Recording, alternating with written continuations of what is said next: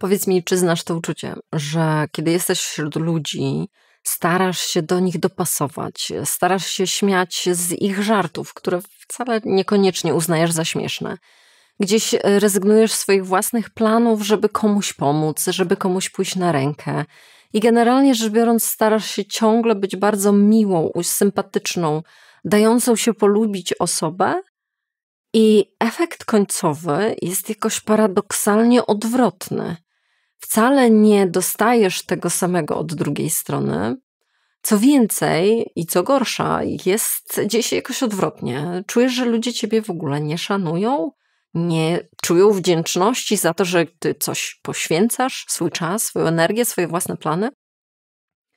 I tak de facto, po prostu wychodzisz, jesteś na lodzie, wychodzisz na tym bardzo kiepsko. I się zastanawiasz, co jest takiego nie tak? Dlaczego im bardziej się staram, żeby mnie polubiono, tym mniej tego polubienia czuję?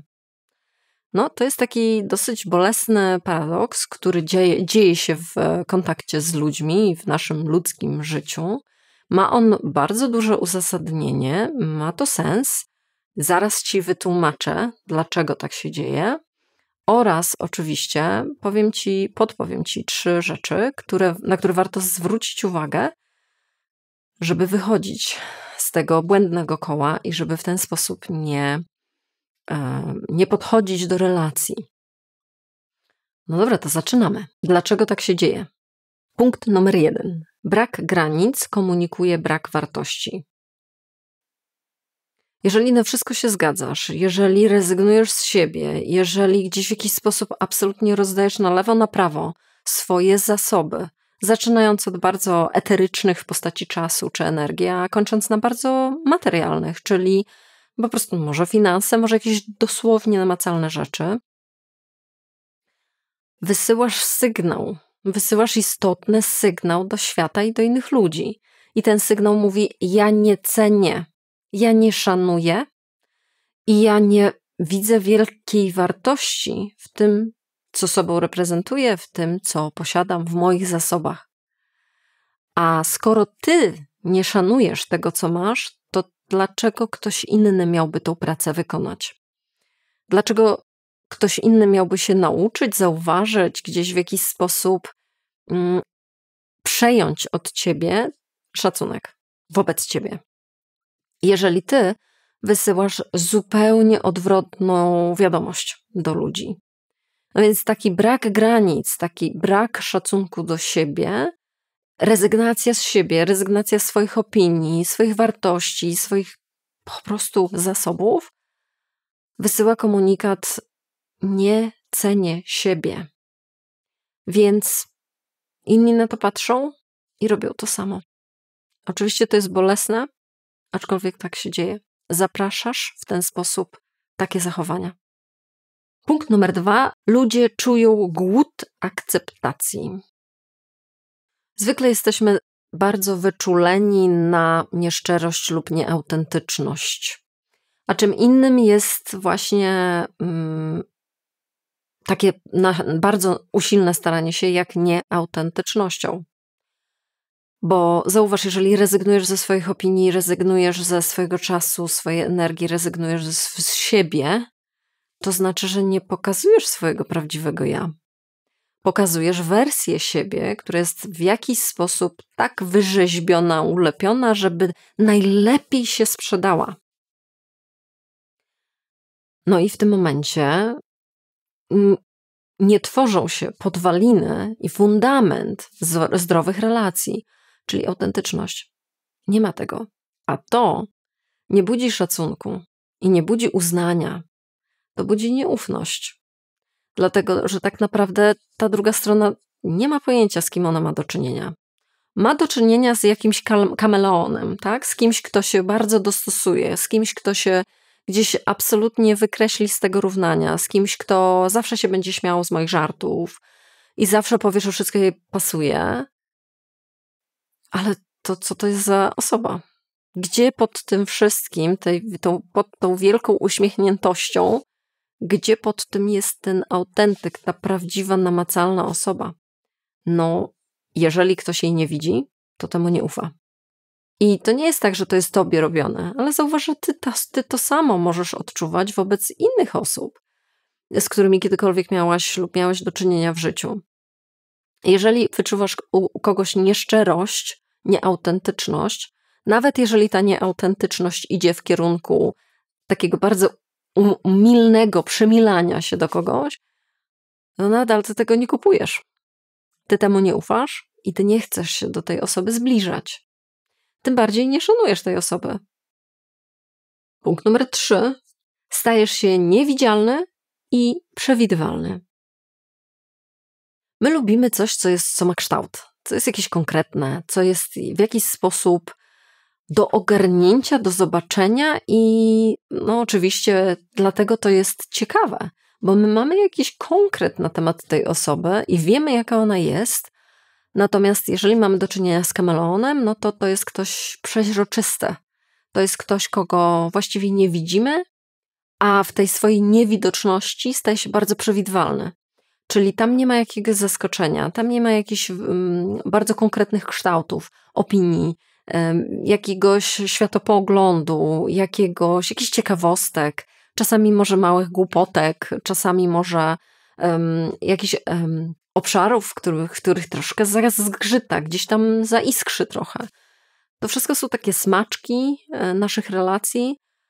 Poza tym to pokazuje autentyczność, poza tym to jest też energotwórcze. Jeżeli gdzieś między tobą a drugą osobą zachodzą właśnie takie wymiany ciekawsze rozmowy, a nie rozmowy, które kończą się tylko zgadzam.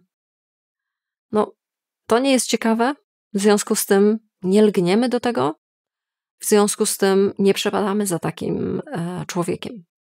I te 3 punkty już wystarczą do tego, żeby mieć tutaj jakiś dysonans, jakieś doświadczenia na zasadzie drapania się po głowie, co jest nie tak, ja się staram, żeby mnie polubiono, a mnie coraz mniej lubią. No i okej, jeżeli łapiesz się na tym, że jesteś w tym punkcie i gdzieś te 3, które przed chwilą przyczyny ci przedstawiłam, dlaczego tak może być, to faktycznie gdzieś u ciebie rezonuje, to jest to dobry moment, dobra chwila na to, żeby zastanowić się, jak z tego błędnego koła wyjść. I mam ci do zaproponowania 3 rzeczy. Daj mi znać w komentarzu, od razu uprzedzam, którą z nich bierzesz na wynos. Punkt numer 1. Zmień swój cel z bycia lubianym na bycie szanowanym przez samego siebie. Czyli krótko mówiąc, kluczowa zmiana tutaj, absolutnie przestawiamy to, co było górą, jest dołem i na odwrót. To jest wyjście z myślenia, co ja mam zrobić, co ja mam powiedzieć, jaką ja mam przybrać minę, żeby mnie polubili. To odstawiamy na bok. A pytamy siebie, co ja mam zrobić, jak mam postąpić, co mam powiedzieć, żeby na koniec dnia czuć, że żyję w zgodzie z własnymi wartościami, z własnymi opiniami i światopoglądem. Żeby czuć, że ja szanuję siebie. I to jest gigantyczna zmiana perspektywy. Oczywiście musimy do tego dopisać pewien dodatek, który powie, nawet jeśli druga osoba się ze mną nie zgodzi, nawet jeśli drugiej osobie się to nie spodoba. Musimy to wziąć pod uwagę i to będzie taki dyskomfort, ale chcę ci powiedzieć, że w dyskomforcie dzieje się zmiana. Zapamiętaj to, w dyskomforcie się dzieje zmiana, a zatem jeżeli chcesz uniknąć niewygodnych sytuacji, wyrzutów sumienia, poczucia, że ojej, chyba coś robię nie tak, zawracam komuś głowę, robię zamieszanie itd., itd., i jeżeli ulegniesz temu i stanie się wygodnie, to znaczy, że przełączysz się na stare tory. A stare tory doprowadzą cię do starych celów, czyli do tego, że znowu mnie nie lubią. Zmieniając tory, dojedziemy do innego celu i tym celem jest to, żeby zyskać szacunek i cenić, doceniać siebie. Nawet jeżeli komuś się to nie spodoba lub nawet jeżeli ktoś powie, a ja zupełnie inaczej to widzę. Fajnie. Fajnie, czyli akurat odkryliśmy, że się różnimy. Tak może być, to jest bardzo dobre w relacjach, jeżeli widzimy swoje różnice i możemy sobie o tym porozmawiać. Właśnie wtedy się dzieje ciekawie. Właśnie takie rozmowy lubimy. Krok 2. Wprowadź mikrodawkę niezgody. Musimy się przy tym wszystkim nauczyć tolerancji dyskomfortu, tolerancji napięcia i takiego po prostu przejęcia, ojej, co ja robię. A jak się tego najlepiej nauczyć? Poprzez mikrokroki, poprzez mikrodecyzje. Tutaj akurat Ci proponuję mikrodawkę niezgody.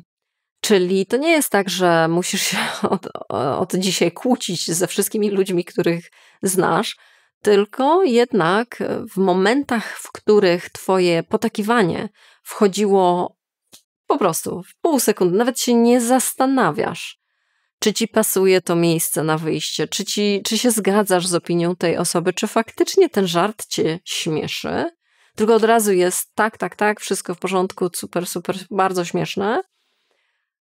To właśnie są te momenty, w którym włączamy tą mikrodawkę niezgody, czyli mówimy, dzisiaj tam nie chcę pójść. Ostatnio byłam w tej kawiarni, chodź pójdziemy gdzie indziej.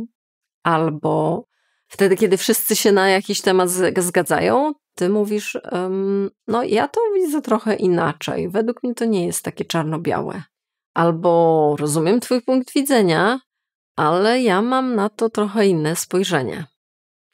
I zaczepiaj te tematy, które są właśnie drobne. Nie? To, gdzie wypijemy kawę, to nie jest koniec świata, jeżeli się nie zgodzisz, lub zmienisz po prostu to miejsce, które na przykład zawsze jest, a masz ochotę to zmienić, masz ochotę na nowe miejsce. I to będą takie twoje treningi, to będzie twoja siłownia do tego, żeby pokazać, że ty masz inne zdanie, pokazać i sobie, i innym ludziom, że ty się liczysz ze sobą, że ty liczysz się ze własnym zdaniem, z własną potrzebą i ją szanujesz. To jest niesłychanie cenna lekcja, która odwraca zasady gry na twoją korzyść. Mała pauza pośród tych wszystkich kroków. Zdaję sobie sprawę, że mówimy o trudnym temacie. Zdaję sobie sprawę, że być może to jest bardzo duże wyzwanie. Jeżeli potrzebujesz jakiegoś wsparcia czy pomocy właśnie w przepracowaniu tych obszarów, zapraszam na konsultacje 1 na 1 online, w których możemy na przykład o tym porozmawiać. To jest w mojej ofercie, jak to znaleźć, znajdziesz w opisie tego odcinka. Podobnie tam też znajdziesz linki do zapisu do newslettera. To jest miejsce, gdzie na piśmie, w mailu znajdziesz raz w tygodniu coś, co da Ci spokój. Zapraszam. A my przechodzimy teraz do punktu 3. I krok 3. Zajmij swoją przestrzeń dosłownie i w przenośni. Osoby, które boją się odrzucenia, generalnie mają tendencję do tego, żeby się kurczyć. Fizycznie i metaforycznie, czyli zajmować jak najmniej miejsca. To jest poza, która mówi, przepraszam, że żyję. Jeżeli chcesz, żeby gdzieś twoje odczucie, staram się, żeby mnie polubiono, a dzieje się odwrotnie, żeby to gdzieś odeszło się dal, musimy zajmować więcej przestrzeni. Musimy pokazywać sobie i światu, że ja tutaj mam miejsce i ja mam prawo do tego miejsca, ja mam prawo chodzić po tym chodniku, ja mam prawo się rozsiąść w tym fotelu w kawiarni, ja mam prawo gestykulować i zająć trochę przestrzeni, czyli to jest fizyczna ta sfera. Podobnie jak ja mam prawo wygłosić swoją opinię. Ja mam prawo mieć inne zdanie. Ja nie muszę się ciągle ze wszystkimi zgadzać. I ja się nie muszę cieszyć z każdego żartu, który nawet jest nieśmieszny, a być może jest w ogóle jakiś nie na miejscu. Wręcz rażący. Zajmowanie coraz większej przestrzeni, a przez coraz większą rozumiem oczywiście małymi kroczkami, wychodząc gdzieś z tej takiej bardzo skurczonej, niewidzialnej przezroczystości, to będzie sygnał. To jest sygnał, który wysyłasz do swojego układu nerwowego, do swojego umysłu, do swojego poczucia ja, ale i także oczywiście sygnał do innych ludzi, którzy widzą, że ty jakaś taka wyprostowana chodzisz. Ty w jakiś sposób zajmujesz stanowisko coraz częściej, albo gdzieś w jakiś sposób to ty wybierasz miejsce spotkań. O to chodzi. O to chodzi, bo wtedy stajesz się widoczna. I ta druga strona widzi już człowieka, z którym przebywa A jak go widzimy, to możemy zechcieć go widzieć jeszcze częściej. No dobra, daj mi w komentarzu znać, który z punktów tyczy się ciebie, jak to jest w tym obszarze, jak to jest w doświadczeniu właśnie tego wszystkiego, o czym dzisiaj mówiliśmy, albo powiedz mi w ciągu następnych 24 godzin, jaką rzecz bardziej uszanujesz u siebie? Ja w jakiej rozmowie, w jakiej niezgodzie z kimś wykażesz się większą lojalnością wobec siebie? Jako praktykę. Po to, żeby to wszystko, o czym mówiliśmy, wprowadzić faktycznie w praktykę. Zostawienie komentarza, subskrypcji, łapki w górę, czegokolwiek, kliknięcia, to jest wsparcie tego, co robię, więc wielkie dzięki za to od razu z góry. Podobnie jak i wszystkim innym osobom, które wspierają mnie poprzez inne platformy. Jak to zrobić? Zostawiam linki w opisie. Wielkie dzięki, bardzo doceniam wszelkie oznaki i przejawy wsparcia. I cóż, widzimy się następnym razem. Do zobaczenia.